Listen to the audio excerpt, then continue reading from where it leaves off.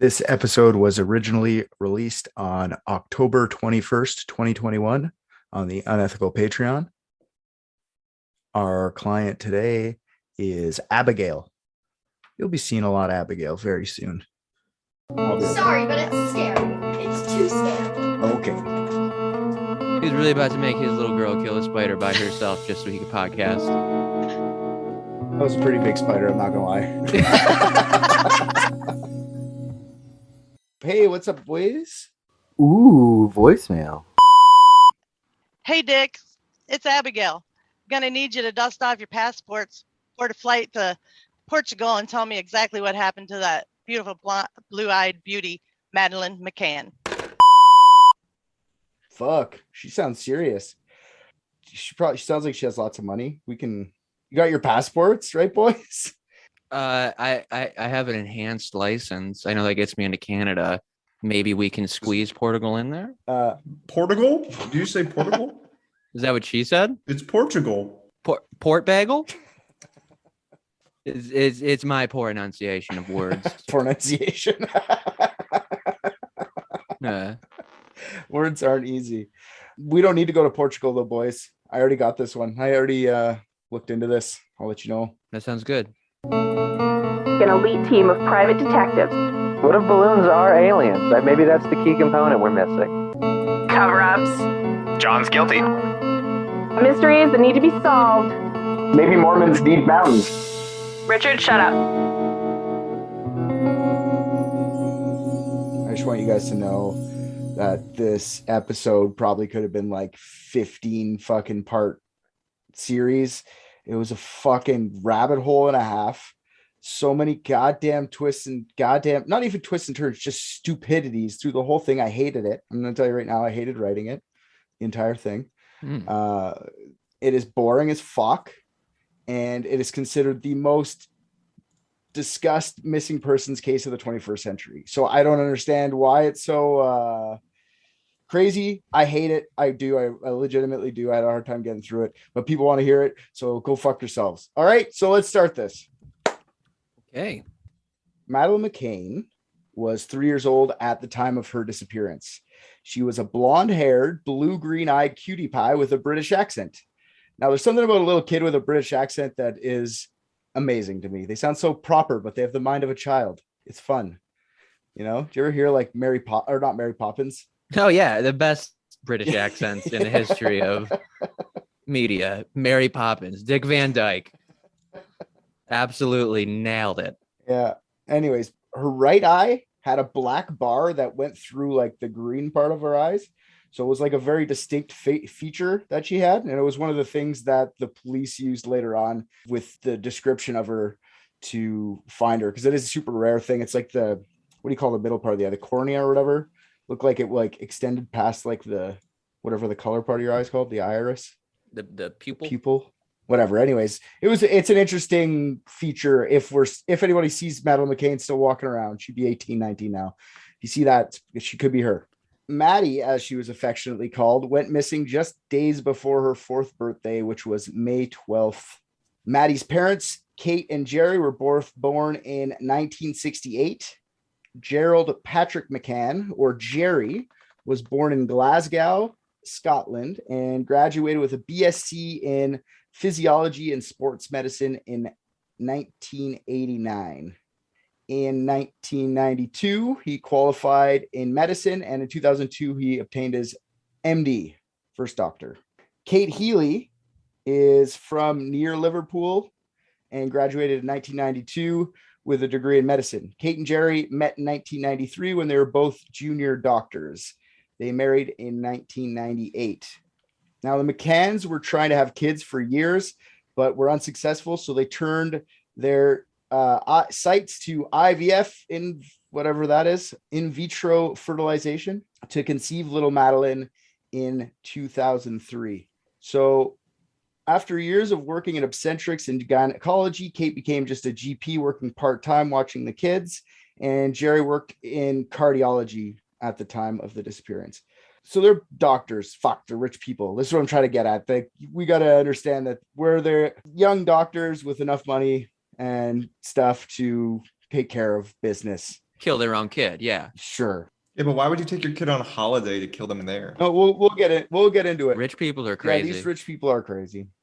Madeleine had a younger brother and sister. They were twins, born in February 2005. They've been kept out of the media limelight for so long that I don't really know much about them. I just know in one interview, Kate McCann said that they're athletes that do track and field. They're very good, whatever that means. So they're not really too much in the public eyes. They're 16 years old now, and apparently the McCanns have never hidden the details about what happened that night. And according to Kate McCann, the twins also want to find their sister alive and well, like the rest of them. So they're all of them are, from what I understand, delusional. All right. Wait a minute. Wanting to find your sister makes you delusional? No, they want to find her alive. like, I get it. Cause like, here's this like little 3-year-old adorable girl. Why do you want an adult now? It's all used up and been missing for so long. It's like losing your luggage and then getting it back like 15 years later. You're not even having a fucking use for any of that stuff anymore. Except for the traveler's checks. You already accepted it's gone. Yeah, no, I'm joking, but I mean, they not that they want to find, they do want to find her dead or alive, but they all still hold out hope that she's alive, and maybe she is. We'll see. I doubt it personally. From the beginning, I doubt it.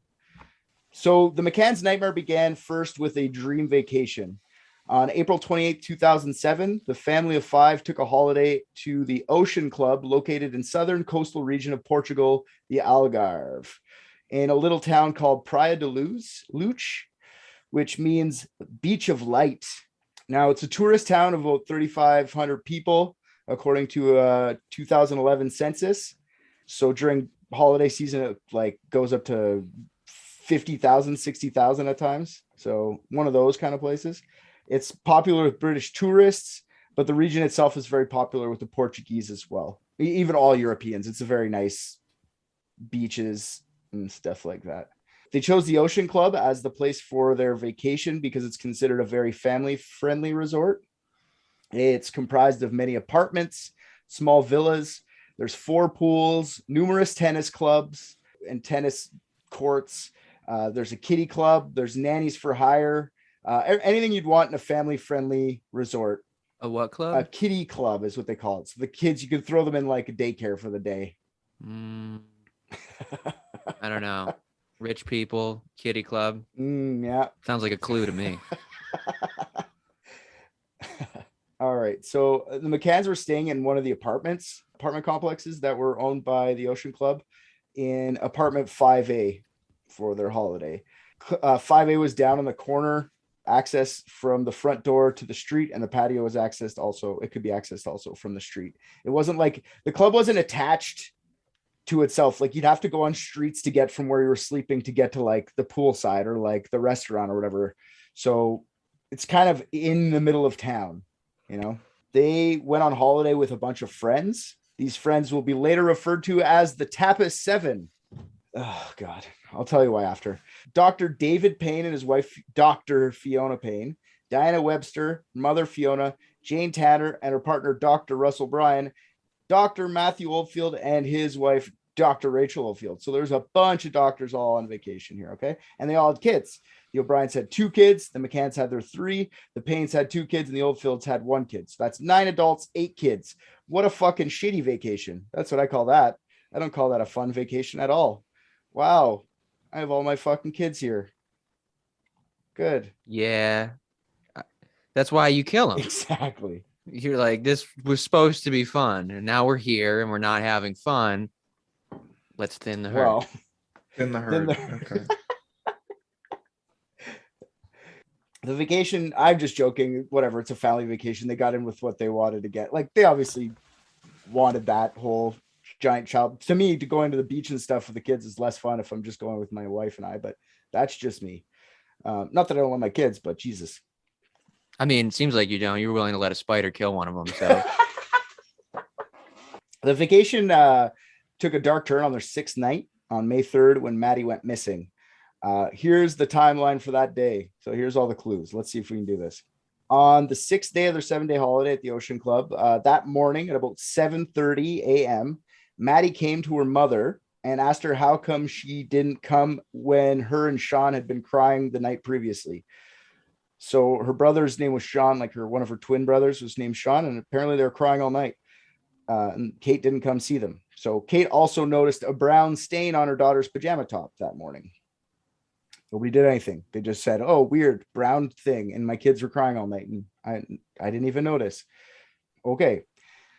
Kate and Jerry say they made a mental note to check on the kids more frequently that evening. This evening coming up. So after breakfast at about 10 a.m., the kids were put into the kids club, the little daycare thing, while Kate and Jerry go for a walk, then for tennis lessons. By 12:30, after picking up the children, they'd been back to their ground floor apartment. They have lunch, and the whole family spend the afternoon at the poolside.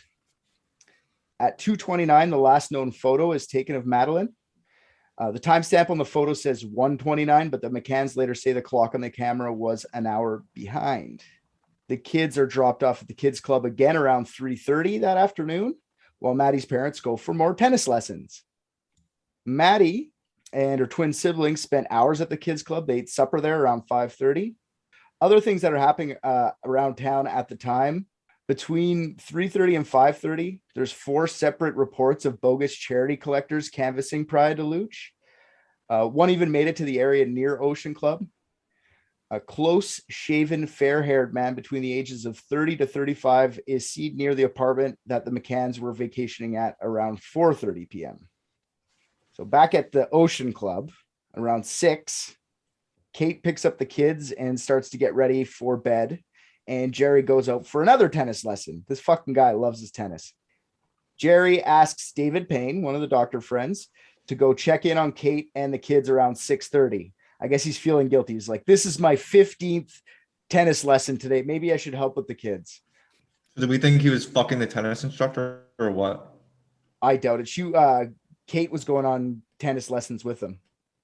So they're like all the time. They're both going on. So they were both fucking the tennis instructor. And the tennis instructor was like, "Oh, you guys have one too many kids." Boom, figured it out. I always wanted to be the third. If I'm going to be the third in this throuple, I want to have the third. I can't kill one of the twins. That would just damage them both. I know. They're rich. They like matching sets.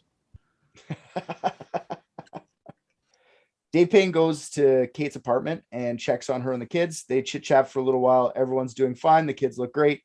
In fact, Dave Payne describes them as like beautiful, angelic children following their mother's every command and listening to it. Like he's praising the children up and down.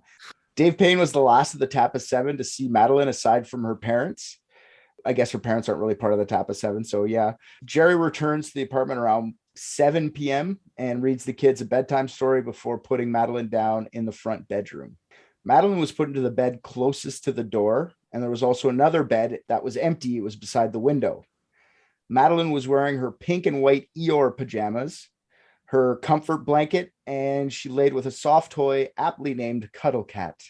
The twins also slept in that room, just on the floor in a travel cot between the beds because they're still toddlers, so they needed sides, so they wouldn't fall off a bed. The front bedroom overlooked the parking lot below and the street past it.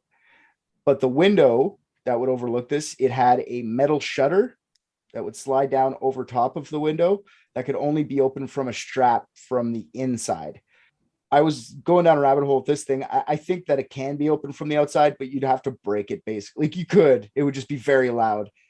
It's like those big shutters you like see at like a mall or something when they shut down the front. Like they have that over top of the window. You can't open that shit. You'd have to pry it open, unless you work there. Maybe if you work there or something, you know how to open it from the outside. The window of the room was closed and shuttered by Kate before leaving the kids asleep around 7:30. Kate and Jerry shower, and then they drink a bottle of wine together, and then they head down to the Tapas bar to have dinner with the rest of their friends. The Tapas bar is about 55 meters straight shot if you look out the window to where they were sitting, but you couldn't do it that way. You'd have to get out of the back patio, walk on the street, go around the pool, and then into the Tapas bar. So it was about double that if you were to walk it. When they say they sit where they sit, they can see their apartment, but really you can't see the apartment from the side of the pool. There's a wall in the way and like shrubs and shit. You could just see like kind of the top of the apartment where it is. You can't see the door at all. There's no way you could see the door.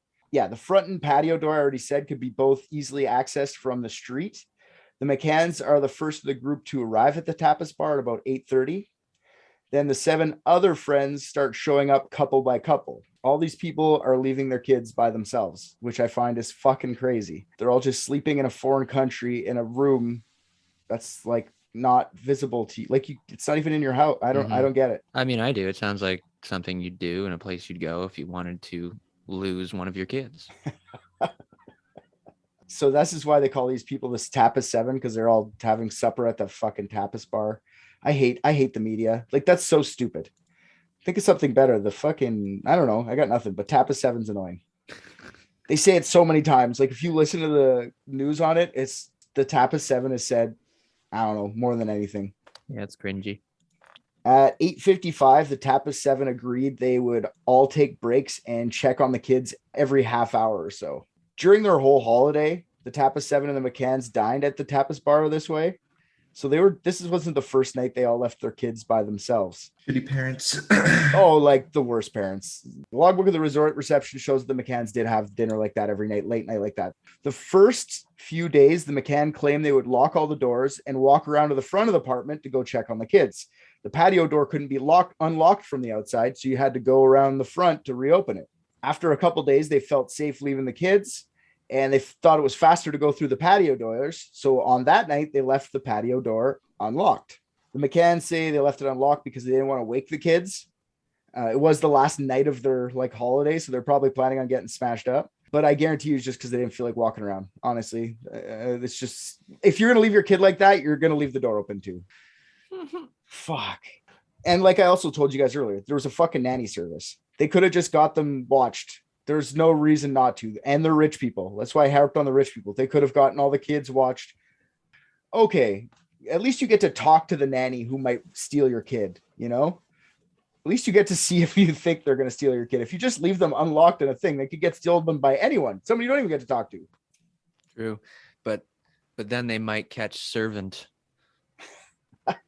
You know, and then what if one day they grow up to be a manual laborer? Oh God, you'll regret having that poor nanny around them the entire time. They'll never have time to take the tennis lessons they deserve.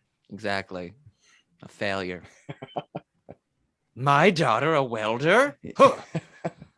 At 9:05, Jerry returns to the apartment to check on the kids, and then he gets chatting with some other vacationers before heading back to the table. 9:15, Jane Tanner, on one of the kids' room checks, reported seeing a man carrying out a child wearing light-colored PJs with no shoes. She didn't think anything of it at the time because this is a family resort, so it wouldn't be out of the ordinary for somebody to be carrying their tired child back to their place. Now, before gets all sleuthy here, this ends up being a red herring, okay? Because in 2013, police disregard the sighting as a British man who was on holiday at the same time.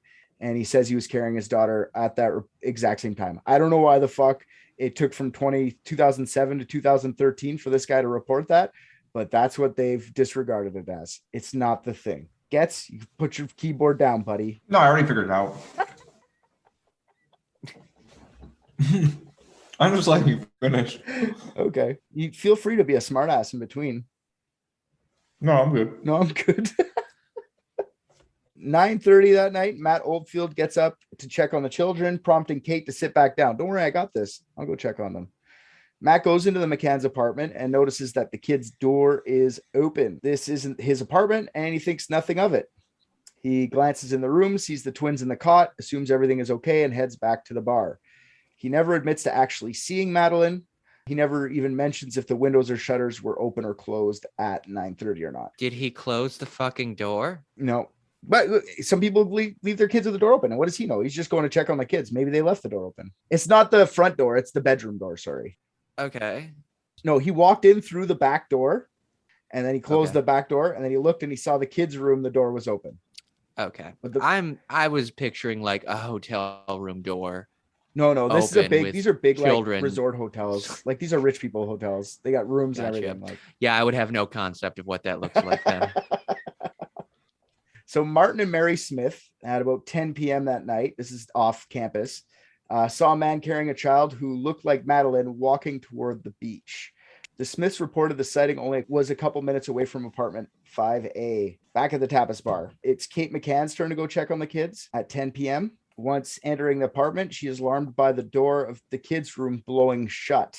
You know, and sometimes like the air pressure changes in a room and it like slams the door. So she goes into the room and sees the shutter to the window up and open wide. Kate looks at the twins and they're still sleeping in the cot. Then Kate panically wraps her head around the open door to see an empty bed where Madeleine used to be sleeping. She checks hers and Jerry's bed just in case Madeleine went there, and she was not there. Kate runs out of the apartment in hysterics. She starts yelling, "Madeleine's gone. Someone's taken her," leaving her twins still in the apartment. Nothing? All right. Wait a minute. Yeah. She notices her kid is missing and then just says, "Fuck my other kids." Yes. That's what they say. She runs out, leaves the other two still in the cot. Okay, to be fair, in defense of these murderous parents for a moment, but when that shit happens, it doesn't matter how many other kids you got. I think your brain kind of breaks. And I know one time, my sister fell into a pool, and I was only like probably 6. So this is my younger sister. So I didn't know how to swim. She definitely didn't fucking know how to swim. I was holding on to my mom's legs in the pool. And when my sister fell in, my mom just fucking like jumped up to go and save my sister, completely ignoring the fact that her legs were my lifeline to oxygen. Yeah. I just sunk to the fucking bottom of the pool. They don't really think about it. It's like, you know, oh, it's true. Panic mode. Like my oldest was super young. He was like a baby, and my wife had him in a stroller. And sometimes when garbage cans get too sticky, bees start hanging around them. But they're in a park near a garbage can, and I guess a bee fucking landed right on Oscar's face. And Sarah fucking hates bees, so she like left the stroller and ran away from Oscar. I'm like, what? No, save him, then run. Let him get stung. Damn. Yeah. So yes, I can see the hysterics thing for sure. It's just there's weird choices of words too, like Madeleine's gone, someone's taken her. I find that so interesting. Mm-hmm. All right. Mm-hmm. Once Kate explains herself and the room has been checked by Jerry sends Matt Oldfield down to reception to call the authorities at 10:10. The resort starts their missing child search protocol at about 10:30. At about the same time, the Garda Nacional Republicana, basically the National Guard, short form GNR, first start arriving on scene. They got GNR here the whole time. Guns N' Roses, baby. Yeah, they were like, a child's missing. They're like, I don't know, call the cops. It's a white child. Get the army. No, it's right off the bat, everyone just thought Madeleine ran off. So they just thought she would either eventually be found by doing their search protocol and been brought back. Why call the police? So like the National Guard thing is because there's such a small police town anyway. That's who they would call in an emergency of like a foreigner coming missing, right? Gotcha. Yeah, but the parents automatically thought she was taken. So like that's one of the biggest foibles I find about the whole police investigation right off the bat is they didn't treat it as a crime scene right away. They treated it as if their girl would be found in 5 minutes and that everything crisis would be averted. So just after midnight, Portuguese police are alerted because they're not finding her at all. So they're called the Police Jurisdicia, or PJ for short. Kate, her husband, the GNR, the PJ, 60 resort staff, and the guests all conduct a ground search looking for Madeleine. So everyone at the resort got involved, everyone looking for her. And they called that off at about 4 a.m. This is when they started searching for a abduction scenario. The McCann's room isn't treated like a crime scene until about 4 a.m. They had about 20 fucking people in and out of that apartment during that time. I find it's the first big mistake in this whole thing. If the mom's saying she was stolen, wouldn't you rather just go with that than, yeah, what if she is stolen? And then she said that she was stolen, and then you didn't do anything. This is the kind of shit that happens. As soon as somebody says she's been stolen, I'd treat it like that just in case she was. And then you don't look like a jackass when that first person said it and you said, no, it's not good. I think you have to run an investigation just as you would normally run it and not take into account what the mother thinks, because the mother could just jump to the worst conclusion every time. Yeah, I agree with that too. Sure, but you could always just eliminate the abduction theory quickly and then get the mom to shut the fuck up. There was case for it. There's windows open and shit. She said they weren't open. They're just going, yeah, she'll be back. More than likely, they were probably right. Like 9 times out of 10, when a kid runs off like that, they probably would have found her. No problem. Easy like that. So they probably just assumed it was going to be one of those times. The next day, the whole town is looking for her, including the National Guard, the police, and hotel guests and visitors. They're all handing out flyers, searching the streets up and down. Arguidos is a small town. The PJ and GNR were just doing their best. Honestly, they haven't been trained for anything like this. They're not a big city. Like big cities have better training for different things. They have specific guys. This town probably had 50 cops. I don't know. There's a few things they should have done. They didn't do, and not even they did. They're supposed to. They should be doing. If there's a missing kid, they should be doing checkpoints out of town, out of Portugal, and checking every car in and out, which they didn't do until 10 a.m. the next day. And the few checkpoints they did have, they weren't even checking every vehicle. Like I watched the Netflix thing on this, and there's footage of the cops doing their checks of every car leaving. Then it starts raining, and the cops are like, fuck this. And they get back in their car and let everyone just drive by. It's just checkpoints somewhere. They should have stopped cars, stopped boats. They did nothing for hours. Yeah, that night, Kate and Jerry make their first of countless press conferences over the year on May 4th. It's mostly Jerry speaking. Kate's not saying anything. And he's just looking for anyone with information to call the police, while Kate's just standing beside him, holding his hand and then gripping that little cuddle cat. Like for the first 5 interviews, she's got that little stuffed toy with her. 10 days later, the GNR named their first Arguido. What now? Being named Arguido in Portugal, it's a big deal. It's not really a suspect. It's like a major suspect or like a person of interest. They have their own word for it that doesn't exactly translate perfectly. But being named Arguido is pretty huge. It was a guy named Robert Murat, and he was set up as an Arguido. I shouldn't say set up. He was named an Arguido early in the investigation because he was being nice. When he saw the whole town was searching for Madeleine, he went down. He's a bilingual English property developer. So he had perfect Portuguese and perfect English. So he went down during the search and he was asking the police a lot of questions, getting it translated and telling the McCanns what were going on, or telling the searchers information, stuff like that. But the police looked at him and they went, this guy's asking too many questions. Is he involved? And remember when I was talking about the Turner sighting that was debunked? Well, the direction that guy was walking was towards Robert Murat's house. And they say the sketch that the girl made after kind of looked like Robert Murat. I don't see it. I really don't. If anything, it looks like Jerry McCann. The picture doesn't look like Robert Murat at all. They thought this was suspicious. Then 3 of the Tapas 7 saw him creeping around the night of the disappearance. He claims he was home with his mother. The PJ and the press ruined this guy's fucking life. He was in the front of every paper, being called a child abductor, child molester, pedophile. They just fucking crushed this guy. They couldn't really get him for anything. They released him the next day and he walked free, but everyone still suspected him, but they just had no proof. By September, the McCanns were questioned again, and they were also made Arguidos. They are eventually dropped as Arguidos along with Mr. Robert Murat a year later on July 21st, 2008. The old detective was fired from the job because he wasn't getting results, and a new detective wasn't put in charge. The new detective in charge said that Maddie's case, there's really no evidence that any of these 3 should have been Arguidos. In the first place, there's really no evidence. PJ's closed the case, actually, and they start to share the files with the media. In Portugal, they're not allowed to discuss any type of the case while it's going on. It's not like here, they'll sometimes give you some little thread so you can kind of give the public some information. They got to say nothing.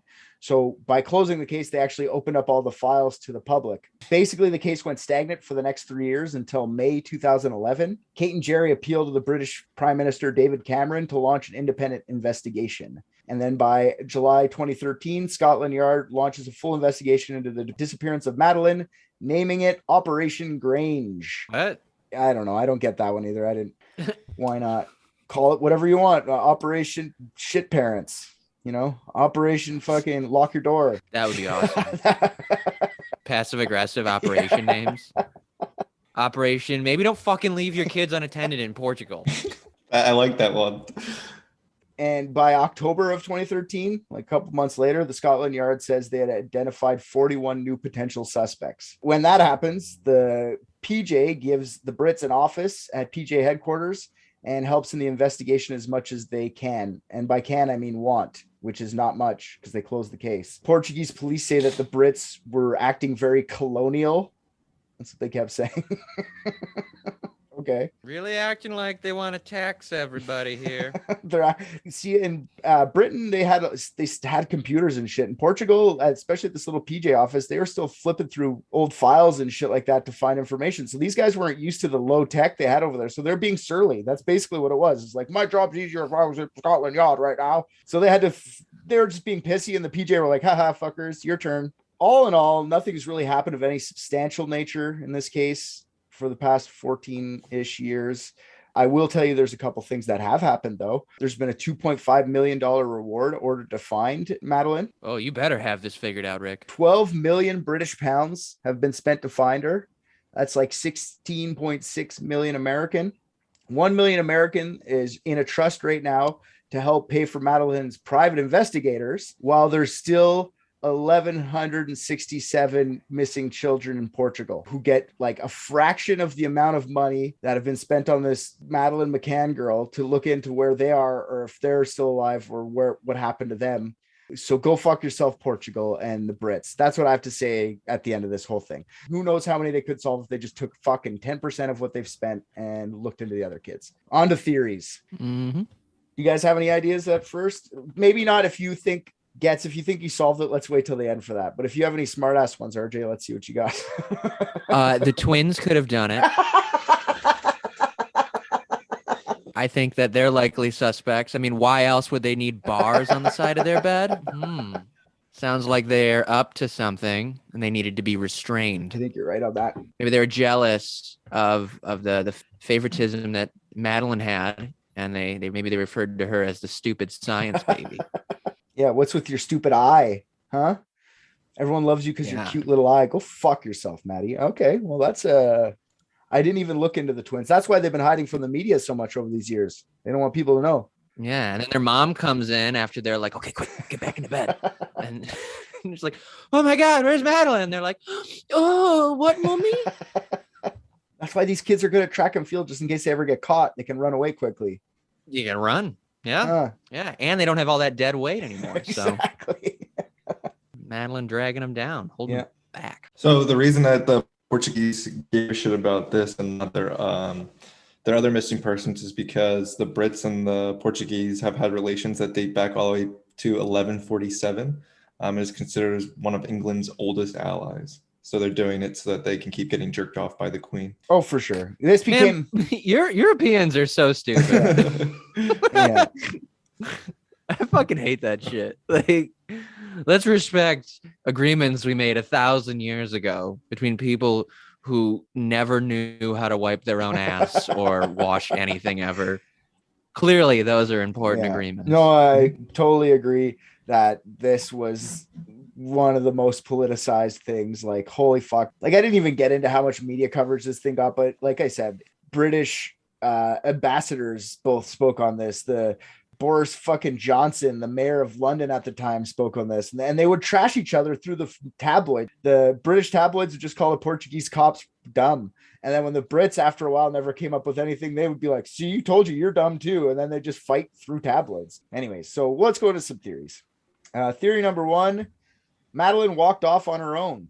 Now, this theory states that Maddie got up in the middle of the night and ran out into the night, whether it was through the window, through the door, however it happened.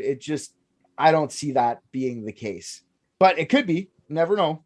Maddie, okay, just from being a parent, okay, Maddie had been at the resort for 6 days, and she would have known where her parents were at least part of the time. Like, she was old enough to like understand where things are after that many days, especially in a weird place. You only go to 4 places. Wait, is this science or are you just making that up? Can 3-year-olds actually like understand? I have had kids, yeah, for sure. Oh, so you're making it up. I want to know if there was like research behind it or if you're just saying like your 3-year-old. No, it's true. Was able to do it. And I don't think you meant it that way, but that was dripping with passive aggression. No, I didn't mean it that way. I just wanted science, or are you just making that shit up? I wanted to know if he's reading a Wikipedia article right now, or if he's just like stream of consciousness telling us that a 3-year-old is aware. I'm not stream of consciousness. I'm using lived experience. Is this science? Then shut the fuck up. Yeah, I'm using lived experience. Okay, I didn't mean it either or both ways. I just was curious. No, I understand. I know. It just sounded too good to not take it that way. All right. So here's the couple things about this. So she's been at the same place. She kind of would have known. Maybe not. That's just my opinion, I guess. It was a dark night. So why would she like run off into the darkness when there was like the familiar area she could walk to? Maybe not. Maybe she did. Who knows? Plus, the first search efforts for her were no joke. Okay. There was like 100 and some people looking around pretty quickly, because if the last time she was seen was at like 9:30, it'd be an hour and a half. People would have found her. I just, if she walked off, maybe she wandered off into the Atlantic. That was another theory. Maybe she walked off and she just ran into the ocean. Drowning is the number one cause for kids between the age of 1 and 4. Even then, though, she would have washed up on shore more than likely. She wouldn't have gotten far out. You know what I mean? She would have drowned at the beach, basically. She wouldn't have gotten fucked unless she got pulled in. Who knows? Ooh, sea monster. Yeah, maybe sea monster for sure. There's another theory here. Maybe she wandered off into the street and got hit by like a drunk driver or something, a local, you know, someone who would have known where you could hide a body for a bunch of years and that no one would be able to find. Well, I mean, depends on how fast you're going. A 3-year-old at a certain speed, that shit'll just disintegrate. Just into mist. Yeah. Are you talking about science, or are you talking about from your own personal experience? Just trying to figure out if you Science from the numerous experiments I did through my own personal. I invented the scientific method. Don't you worry. I've peer reviewed this 5 times. Hypothesis, experiment, conclusion. Yeah. So there's also another thing about her walking off. At the time of the disappearance, there'd been road construction going on around 180 meters away from the Ocean Club. They had a nice big, they're repairing drains, okay? And they had a 2 meter deep hole, 1.5 meters wide trench just on the side of the road that was kind of blocked off. But I mean, a kid could squeeze underneath shit like that. So it's just a pylons, you know? Do you think she could have walked off 180 meters, fallen into this construction hole? And the theory goes that no one actually saw her because the next day they covered up the hole. So she's just buried under the streets in Portugal somewhere accidentally, which it's been kind of debunked because the engineer and the city workers that were there said they looked at the fucking hole before they put sand in it or whatever, gravel or whatever the fuck over top of it. Yeah. They were like, look, you know how many other Portuguese kids fell in there and we buried them? Fool me 15 times. Shame on me. There's 1,167 mistakes I made before this bitch. Don't worry about her. We look before we pour concrete now, okay? So what I do think from having kids, and this is more lived experience, is that I don't think Madeleine would have walked out in the middle of the night unless it was through the window. Because if it wasn't through the window's pretty far for a kid. She would have hurt herself, first of all. But if she went out the door, there's no way that 3-year-old closed the door behind her. Because my kids are like 10 and they don't close the door behind them. So like the door would have been wide open. She walked off on her own is one of the theories. Maybe. Any thoughts on that? No, I don't agree with the walked off on your own theory, because that would require like so many levels of things to go wrong. Walk off on her own. It look like she didn't walk off on her own. So, right, there's that convenience. And then she'd have to walk off on her own, but not end up somewhere where somebody wouldn't return her, right? Like walk off on your own into the arms of, you know, a bad actor. I feel like is a lot of scenarios that need to happen perfectly for that walk off on your own situation to happen. For sure. For no one to ever find her, you're right. There'd have to be so many like things line up for her to just go disappear by herself. Yeah. All right. So the next theory is the Portuguese predator theory / childless couple. Oh man, they had a predator? Damn. According to the Netflix documentary, The Disappearance of Madeleine McCann, police looked into the case of a man who was wanted in connection with sexual assaults of 5 young girls, 2 of them in Praia da Luz area. This lone predator, who was wearing a medical mask, was making his way into tourist villas and apartments at night and allegedly... No, hold on. It's a metal mask they wear, and then they take it off at the end. Oh, is this from science or is this lived experience? Sorry, you can continue. I was just correcting you. It's science from watching Predator, Predator 2, Alien versus Predator, and Alien versus Predator 2. Oh, okay. So hard science. I've done hard my science. This lone predator who was... Yes, I'm just saying I know predators. This lone predator who was wearing a medical mask, he was a lone predator, a person, was making his way into tourist villas and apartments at night and allegedly laying in beds with children. This guy was thought to be identified in 2014 by Scotland Yard as former Ocean Club waiter Euclides Monteiro. He was already dead in 2009 after a freak tractor accident. I tried to figure out what a freak tractor accident details, but I couldn't figure it out. Probably something with a bomb and Arnold Schwarzenegger. Yeah, just Arnold. Just I'm gonna give away this tank. You're like, that's a tractor, Arnie. Yeah, you can call him an ugly motherfucker. And yeah, this guy was actually later cleared with DNA evidence, though. So unfortunately, they didn't solve it that way. There's also another baseless theory that a childless couple stumbled upon the McCann's open apartment and seized the day. Witnesses claim to have seen suspicious characters around the resort days before the disappearance. Either of these cases would explain the window open as a place to escape through rather swiftly and quietly. I doubt either of these theories because it's the same as being scared of dying from a meteorite. Like you could, but I mean, it's very low chance. I don't think Mr. Child Molester guy's done. He kind of got cleared, but like childless couples, very specific, and they found exactly what they wanted that night. It seems very too good to be true for the childless couple, unless they were like stalking them.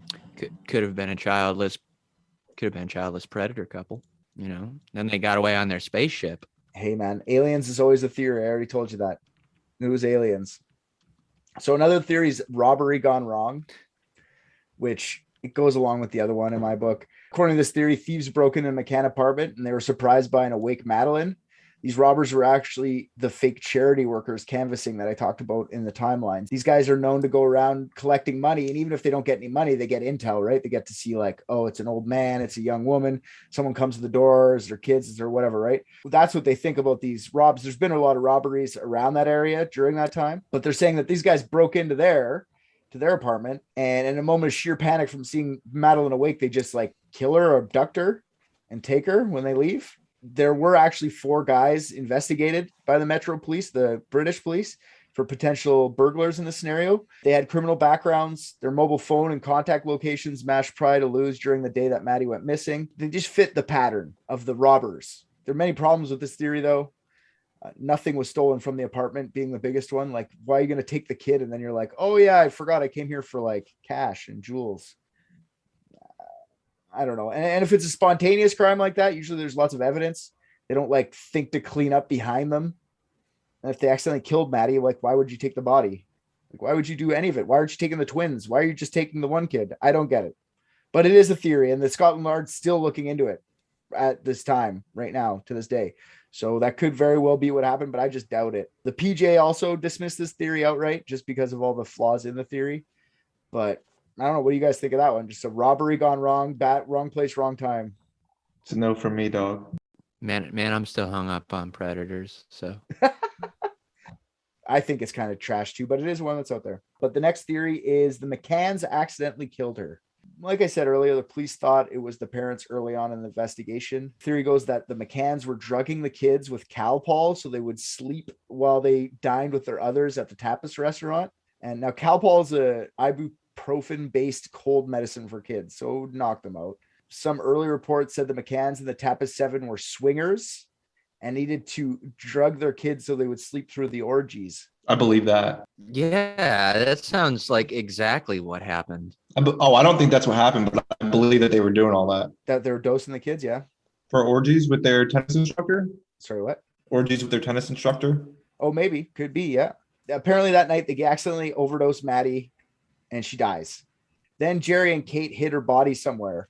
Kate was acting weird, so it didn't really help that. Like, Maddie's gone. They got famous as well. This is another reason the police thought that they were kind of playing it up a little bit. They got to meet the Pope. That's how famous they got, like within the first few weeks of Maddie going missing.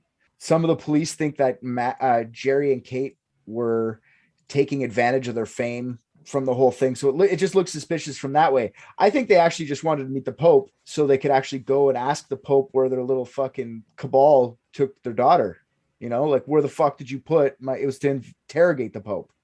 You molesters. Where's my daughter, you molesters? Yeah, they're fame chasers, rubbing up next to the Pope, the Predator. They had all sorts of people lining up to give money to the fund. Like David Beckham gave money. Who else? I didn't write down the whole list of celebrities, but a bunch of people, like, they got famous off this, which is weird, right? The McCanns decided they were going to stay in Portugal just in case they did find Maddie. They kind of stayed nearby the whole time. But after like 24, 25 days being there, they decided to rent a car because, you know, kind of want a car. So the theory continues that during the height of the investigation, they rented the car to relocate the body. The Portuguese police believe this so much that they brought the sniffer dogs to apartment 5A, and the dogs hid on multiple locations. This is like months after. This is after when they first became Arguidos. They did this. So this is not the day of. This is like months later. Now, the one dog was a blood sniffing dog and the other was a cadaver sniffing dog. The dogs alerted in the rental car and in the apartment in a couple places. Problem is the car was rented after Madeleine was already missing. So they're saying that like she put the dead bodies in the trunk and drove her off to wherever they went, right? Did they find a skull with the spine? Yeah. So you're still stuck on the Predator. Okay. I'm not giving up. I mean, what a perfect specimen to have just eaten. Made this work. It's invisible, mimics voices. Okay, so the search was conducted weeks later, like I said, so they didn't really preserve the crime scene. They had about 20 people in and out of there. Hair and fibers were taken from both locations and analyzed at UK Forensic Science Service. 4 days later, that's when the McCanns were made the Arguidos, stating DNA evidence as one of the factors. DNA is a powerful word when in the criminal justice fucking conversation. You find DNA, it's pretty fucking damning.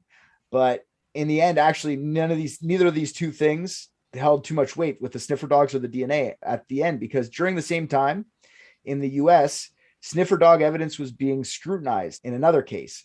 In this other case, the judge ordered to analyze 3 different cadaver dogs' performances, which they found that they were wrong 61, 71, and 78% of the time, meaning that sniffer dog evidence isn't as good as people make it out to be. I always thought it was a lot better than that. Well, I mean, I think as investigators, it's our duty to take maybe a moment here, and all forensic evidence is pseudoscience, more or less. Yeah, for sure.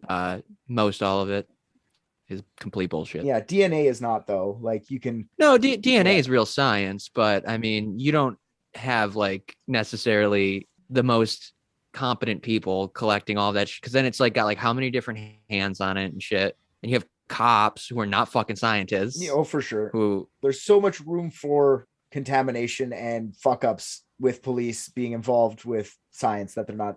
It'd be like putting the scientists to go like read the rights to like a criminal. It's like, yeah, you wouldn't do that right. You know, you'd fuck that up for sure. Be like, Rick, like, is this science or is it your own personal experience? Because if I only know one thing, Your Honor, he just said that he's doing it off his own personal experience. You got to let me off. I'm using that in court. I only know science. Well, that's just disregarding. Like, if I saw you stab someone, it's like, yeah, that's not science. It's my own personal experience. I watched him stab someone. They'd be like, well, he's still going to jail. Sorry, it doesn't work that way. Yes, personal experience is as weight. They found blood in the trunk of the rental car, and they ran it for LCN testing, which is low copy number testing. This testing is only used when there are very few cells gathered. LCN is a controversial DNA technique because it can be vulnerable to contamination and misinterpretation. Now, the DNA evidence they had only contained 15 of the 19 DNA components of Madeleine, partial enough for them not to conclusively say it was Madeleine or not. With only 15 markers, the DNA could have been Kate's, Jerry's, or a combination of both. From what I understand, from what I'm reading more and more about LCN testing, with 15 markers, it could be match one of us 3. Like, it's so broad in that way, right? So what they said at the end of this whole DNA fiasco, and that's why they got let off, was that and I'm quoting, the results were too complex for meaningful interpretation. So they just didn't get enough blood, really, or whatever cells they were. Could have just been the parents. They rented it weeks after. So none of the DNA really mattered in the end, right? Now, the whole drugging their kids and Maddie overdosing is a little ludicrous to me. Not that they wouldn't drug their kids. I believe that could happen for sure. But I feel like it's the McCanns plus 4 other doctors. If they would have had some sort of bad reaction, they would have waited for that. They would have known what to do in that situation. I feel like it's a lot easier to just save your kid and explain like, oops, I almost overdosed my kid, versus like letting them die, getting rid of their body. I don't know. They're all doctors. They would have known. I feel like this is, they got IVF for this shit. That shit costs lots of money. They're not just going to get rid of that kid. That is a fucking money bag child. You know, we spent good money on that fucking kid. Yeah. I don't know. I think you're giving them too much credit. I don't, though. Why? What's the point? It doesn't make sense. There's no reason. Selfish people, dude. I mean, you know how many people who have kids and don't fucking want kids? They just have them because they're supposed to. It's a status thing. I mean, I'm not saying they don't love them. I'm just saying like there's a lot of narcissistic fucking people out there. If they're gonna stage it to get rid of the kids, why not also get rid of the twins? Well, I was going with, I don't think that the point was to get rid of her. I think the point was to just keep them quiet. And if there was an accident, there's nothing that says they don't just come back and find her dead. Not, oh, we're watching her overdose, let's intervene. They're getting drunk and fucking around. Yeah, but I feel like the parents would have such a hard time trying to hide the body while they're there with their orgy party at the bar.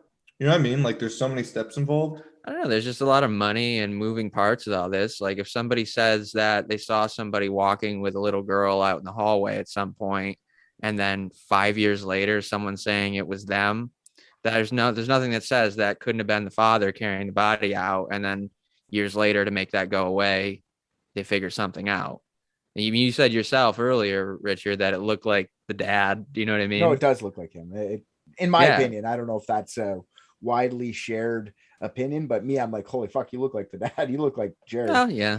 Yeah, I see what you're saying, but I mean, who would know better how much to give a little girl than them? They would know more than us, like anyone. Like, how are they going to overdose? I don't think doctors are infallible at all. They fuck up constantly. I don't think they're infallible. I think they could probably barely tie their shoes. They probably couldn't hold a straight conversation with anybody that wasn't a doctor because they're so socially fucking awkward. I don't think they're infallible. I just think they know a lot about ibuprofen. I guess. I mean, but if they were doing that, they don't know enough about it to not fucking do that. Yeah, no, for sure. Like, they're smart people in a way. It's just not everybody's all smart or all stupid. You just get specific skills. It requires a lot of assumptions, but I don't see it as being out of the realm of possibility. Yeah, if you watch like a lot of the press conferences, like Kate's carrying around that fucking cuddle cat the whole time, like ripping it for fucking death.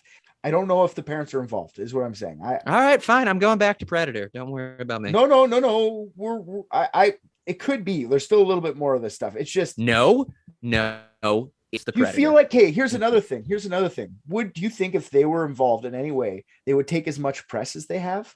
Like, fuck, man. Don't you think you would just want to like, yeah, no, then it just disappears. So it kind of goes away. They fucking take press almost every day. You put yourself in the spotlight by doing shit like that. Right? I don't know. They spent $2 million of their own money looking for it. Yeah, but that goes back to the Ramseys, right? The father definitely did that, and he fucking loved the spotlight. Yeah. No, it's true. People are different. I just like if I accidentally killed my kid, I wouldn't be, and I thought I could get away with it. I wouldn't be like, "Hey, police, somebody else did it." I'd just be like, "Don't look at me! Don't look at me! Don't look at me!" You know, different strategies. I don't know what I'd go with. I'll let you know. I'll let you know.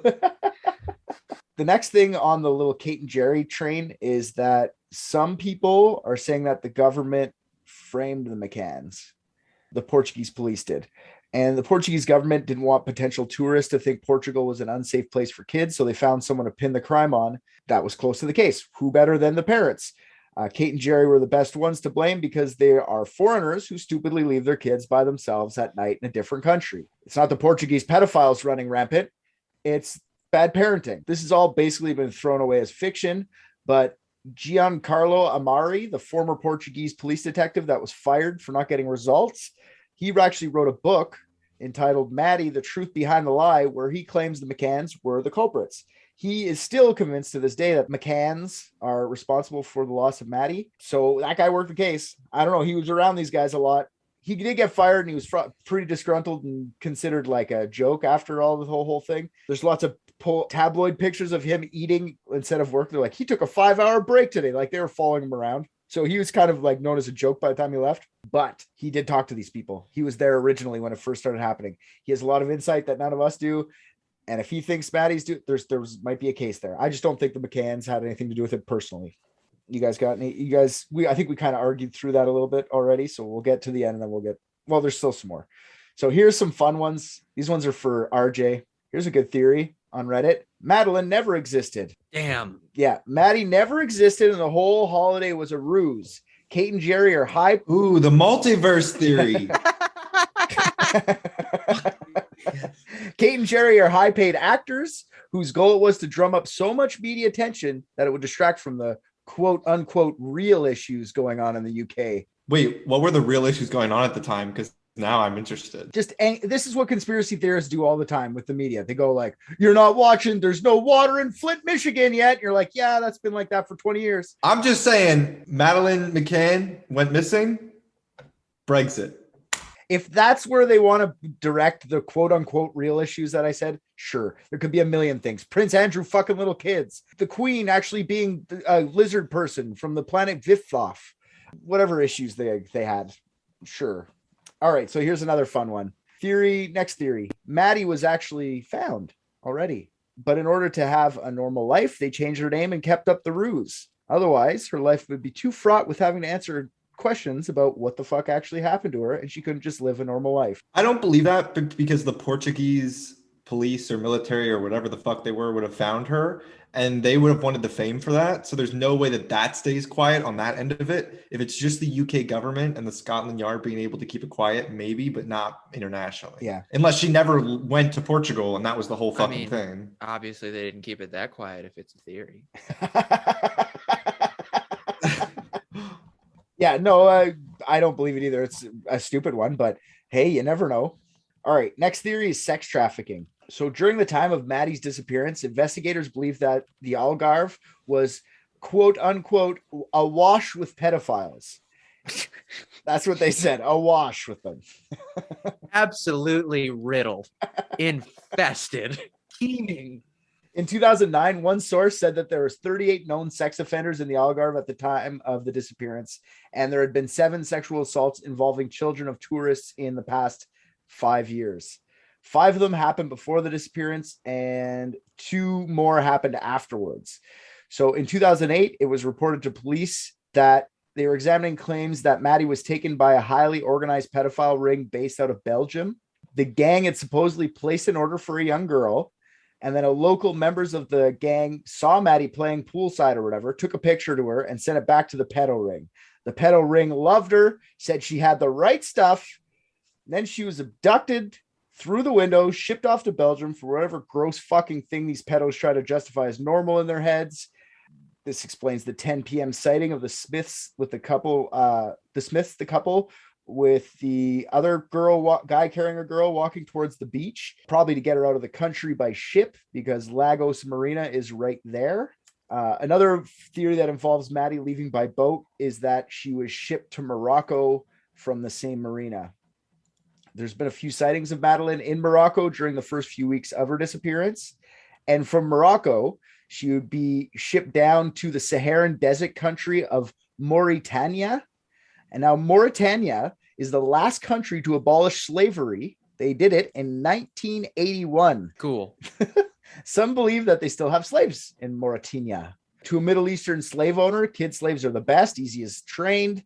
An ex-Scotland Yard detective says that the Mauritania line should be further investigated because it hasn't been, first of all, and it's not out of the realm of possibilities. Morocco is known for a lot of illegal shit heading down to the Middle East. Another part of the sex trafficking theory is that the McCanns were in on it, drugging Maddie and leaving their kids alone in the apartment on purpose so the traffickers could get her for money. And this explains why Kate was yelling, they took her instead of she's gone. This also explains why the fuck anyone would leave 3 kids under the age of 4 on a room unsupervised in a foreign country. Now, I'm just curious how much money they would have to get for their child for this to be worth it. They're fucking doctors. Now, I'll tell you what I would do. For $1 trillion, I'd sell my kids for sure. Just because I know I could hire some Liam Neeson type to go get them back for me. I'd have a lot of money. In reality, like, how much money would you get for your kids? You're a fucking doctor. Like, how much? Like, it's not like they're meth head fucking truck stop fucking. It could be they owed it to somebody. I mean, do we know much about anything else in their private life outside of what their occupation was and what they were doing at that vacation home? Yeah, but that's what I mean. Like, outside of that, there's nothing that says they maybe didn't owe a shitload of money to people who would kill all of them if they didn't sell one of their kids. No, I agree for sure. Yeah. But I mean, maybe like Jerry was into high stakes tennis matches. That's why all day he was trying to double or nothing, Lance. Double or nothing, Lance. Let's do this. And he just like, I'm $60 million in debt. I have to give up one of the kids, Kate. Maybe. Sure. All right. So the last theory here is a guy named Christian Bruckner. Now, the Germans, as of recently, I think 2020, the Germans have a suspect they think took Maddie. He's already in jail. In fact, they don't think it. They say they have concrete 100% proof that he took Maddie. He's in jail in Germany right now. He's a convicted pedophile. He got 7 years in jail for raping a 72-year-old American woman in Portugal in 2005, a couple years before Maddie's I'm disappearance. sorry. So if he's a pedophile, is he a 400-year-old vampire? No, he's a convicted pedophile from other offenses, but he's in jail now because he raped a 72-year-old. I think he's more looking for vulnerable people, you know? Fair enough. Fair. Well, he also originally raped a 5-year-old in Germany and then fled to Portugal because of that. They were already looking for him. Yeah. So he has multiple rape allegations again. For sure. Oh. And he was only convicted and put in jail in 2019 for the rape of the 2005 rape. So he was roaming around. It's not like he just raped that chick and was in jail. No, he was out and about. He came into suspicion for some quote unquote, they write interesting tips. So he was living on the beach in his camper van, not far from apartment 5A. He also owned a Jaguar XJ65 that he transferred ownership the day after Madison went missing. Police aren't saying if they found Maddie's DNA in the camper van or the Jag.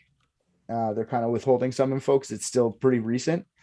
His cell phone pinged near the location of 5A. A report I read puts him at the Ocean Club within that ping. He is known for burglary and theft on the Oceanside resorts. He's linked to many more missing persons cases every day. German police discovered a secret cellar at Bruckner's home underneath in the basement. He had an entire pedo play kit, kid toys included. Not 100% else what they found in that basement, but I'm sure it has something to do with some sort of photographic evidence of her death. Because, like I said, they say they have concrete evidence that Maddie is dead. So this makes me think that he's got weird photos or some creepy shit, because there's no real concrete evidence unless you A, found the body, or B, you have photos of her dying. Right. Like, there's really, what else can you get, right? Well, I mean, he when he was found, a lot of what he was charged with, because they didn't have a whole lot of proof on other things, was just like the child pornography he had, and some of it that they found that he produced himself. So I wouldn't be surprised if they found something in there that was their concrete evidence of it. But like I said, they're still holding their cards close to their chest because I think this guy's in jail and they're just going to let it ride until he gets out. Because I think he got 7 years and 20. So I think from what I guess from listening to a lot of true crime and like being interested in this, that they'll just let him like till like maybe a year left in his sentence. And then they'll start filing charges and shit once they get a good case built up. He's already in jail. They got enough time to like polish all their fucking shit and wait until the day he's getting out and then just charge him with murder of Madeleine McCann and then get him in for another 25 to life and then just have the perfect case. So I'm guessing for the next couple of years, we won't see anything else about this Jerry Bruckner guy, unless somebody from inside the case leaks some sort of information. I think it'll kind of die off. And then when he is eligible for parole or whatever, that's when they'll start hammering down with more charges. I just wonder if I don't know anything about German court system, if it works the same way as it does in the US, right? Like we could be charged like 40 times over while we're still in prison. I don't know. I feel like for us, it's like if we found out that information, we would want as much time as we could to prove it. Because like if you go into the court system and you find out like, oh shit, we don't have enough to actually say he did this, you now have all that time to keep looking for things. Because if you find new evidence, then you can bring it back to the. Well, that's what I'm saying.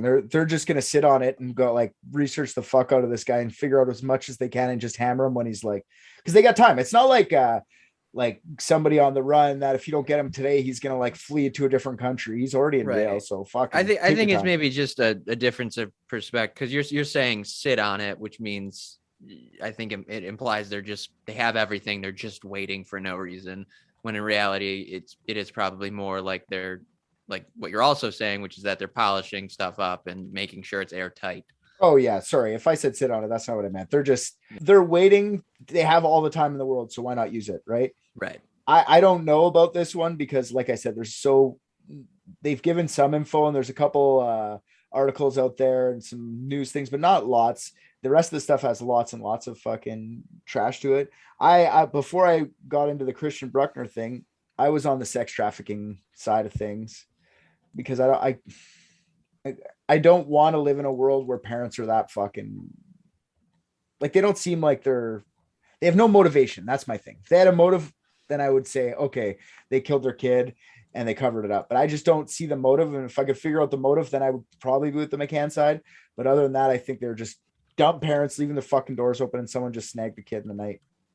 Or predators. Yeah, I'm gonna go with, I definitely think it's this Christian Brucker, whatever, Bruckner guy, based on proximity, and they apparently found that his phone was close to it. He had a 5,000 square meter compound that was not far from the location, which for all the American listeners out there, according to Google, that is 53,000 square foot. So it's pretty huge compound. Bruckner actually denies all the charges, and he says that they're just trying to use him as like a scapegoat because they can't solve anything, and clearly they can't solve anything because look, they're accusing him. They haven't been able to solve it for so long, so I'm the easy target. So sure, whatever. Evidence points to him more than anyone else. Using him as a scapegoat makes no sense, because who gets the win off of that? Like, why bring the fucking Germans into it? You know what I mean? Why involve another country? You could scapegoat it to any pedophile you want in Portugal or the UK. You know what I mean? Like, it just seems like a weird thing to be like, yeah, and here's this random German guy. Let's make him the scapegoat. And all of a sudden, the German BKA is like, oh yeah, we're gonna just lie about it for the UK and for Portugal. I don't know if that adds up. Like, he definitely was like the time and place, and this dude just. Yeah, I agree. I don't think the German police went on to the media and said we have concrete evidence unless they had something fucking great, because this is so, like I said, it's the highest publicized case. You don't want to get shit wrong anymore. These Portuguese police have fucking probably half their careers are all over now. Any final words on that? I mean, unless we're all going to agree on the predator thing, I'll just keep my mouth shut. Are you gonna you're gonna explain it to Andrea? No. Yeah, you are. I feel like you can. Nah, you're gonna do it. No, you can do it. I always forget everything I say. I know, that's why it's fun, and then I'll explain it when you fuck it up. You don't do it, I'm gonna steamroll over it with predator theories. I already forget. I don't even remember this dude's name. You have it on one of your 16 screens in front of you. Don't fuck. I know, but I can't find it now. I have like 47 tabs open. I mean, the only tab I can find is 5,000 square meters to square foot. Christian Bruckner. I'm also trying to figure out how to pronounce Bundeskriminalamt. Why? Because that's the German equivalent to the FBI. Could just say that. The German equivalent to the FBI? Yeah, German FBI. That kind of makes me sound like a pretentious American, though, you know? Nah, everybody already knows that US people are US centric. I thought you were gonna say nah, everything else you say does. That's where I thought you were going, and I was gonna go, yep. I was trying to make you feel better about it, but I'm sorry you've been abused and hurt so much.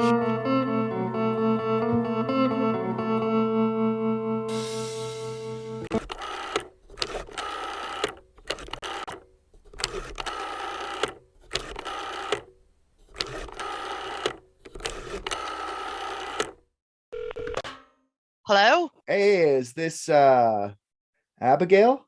Yes, it is. Oh God. Gets wrote down the number right for once. That's good. I got you on speaker here with the boys. Richard's gonna tell you we solved the McCann thing for you. Oh, that's awesome. It's nothing. Thanks for calling and leaving a message. You have money though, right? Well, there is a bit of an issue with the payment situation. What do you mean an issue? It's not hard, it's just money. Well, I kind of don't have any. Oh, for fuck's sakes. Obviously. I do this all the time.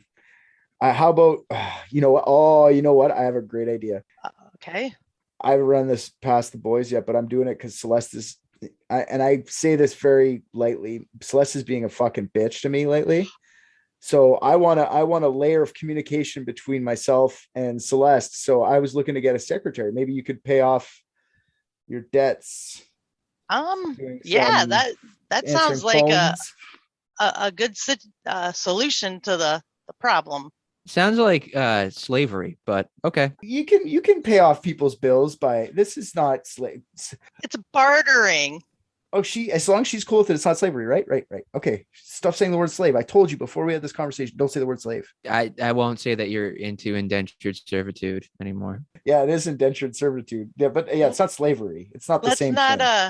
Let's not mention maybe human trafficking. I don't think we needed to volunteer that information at all. I also agree with that. Yeah.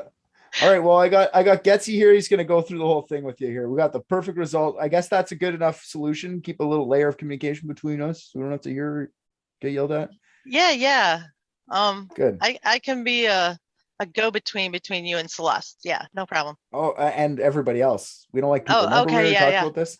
Yeah. Right. Yeah. Be sure to tell her the reason and what Richard said about it. And how he introduced that concept to you. I'm sure that'll smooth things right over. Yeah, she'll appreciate that. I'm sure. I'm sure. All right, Gets, give her the goods. We can release the information now. Okay. Yeah, I'm gonna pass it right back to excited. Richard because I completely forget what I was gonna say while he was talking. Fuck yeah. Damn. Here. All right, you guys are really pushing it. Fine, I'll tell her. God. I'll give you one more chance and then we're going with mine.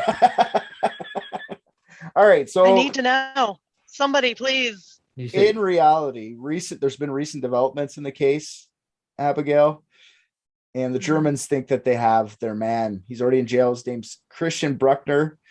He has the actual makings. It looks like he might be a serial molester, child molester, and or serial killer from what I can read. So they're actually, German police say they have concrete evidence saying that Madeleine's dead after searching this guy's house. So we don't really have full-blown information on that, but a lot of us are leaning towards that now. But this is actually from this year or last year that this information has come out. So it's still not a widely known thing, I guess. I think people are catching on. I think this guy's the guy. I think Christian Bruckner, a guy who's already in jail. I think we got him. That's unfortunate. I mean, I'm glad they got the guy, but what a horrible ending. I mean, it is fucking wild that you thought there might be a happy ending. Yeah, well, I appreciate that level of optimism. I think this new slave is going to work out. I think she was waiting for Madeleine to just walk up into Richard's camera or some shit. Yeah. Still 3 years old. Right. Oh, your own goddamn spider, bitch.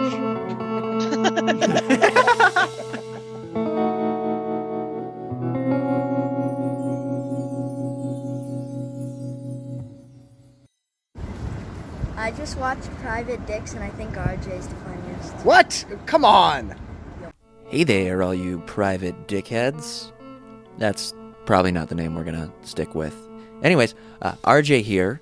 I am here to tell you thank you for listening to another episode of Private Dicks. If you liked what you heard, go on Apple Podcasts, Spotify, anywhere they take your reviews, drop us 5 stars, say something nice. Also, what you just heard was from last season. If you want current episodes as they're dropped, head on over to patreon.com and search up Unethical Podcast. That's our mother podcast. I was not aware Private Dicks was a spinoff. I'm going to renegotiate my contract. On Patreon is a full 16-episode season more of Private Dicks, uncut videos of each episode, and many more things are getting added all the time.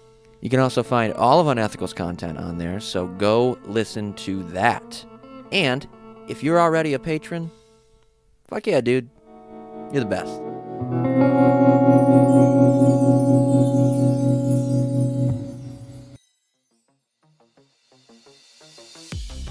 Calling all ponderers of the paranormal. Are you interested in off-the-cuff, in-depth conversations about all things paranormal, strange, and mysterious? With a healthy side of levity. Plus, guest interviews with your favorite names in the paranormal field. Then, the Paranormally Zone is the podcast you have been looking for. Join your hosts, Patrick Koffenberg and Michael Carbino, the paranormal poster boy, as we cover topics in the realm of the weird. Listen to the Paranormally Zone today, wherever your favorite podcasts are found.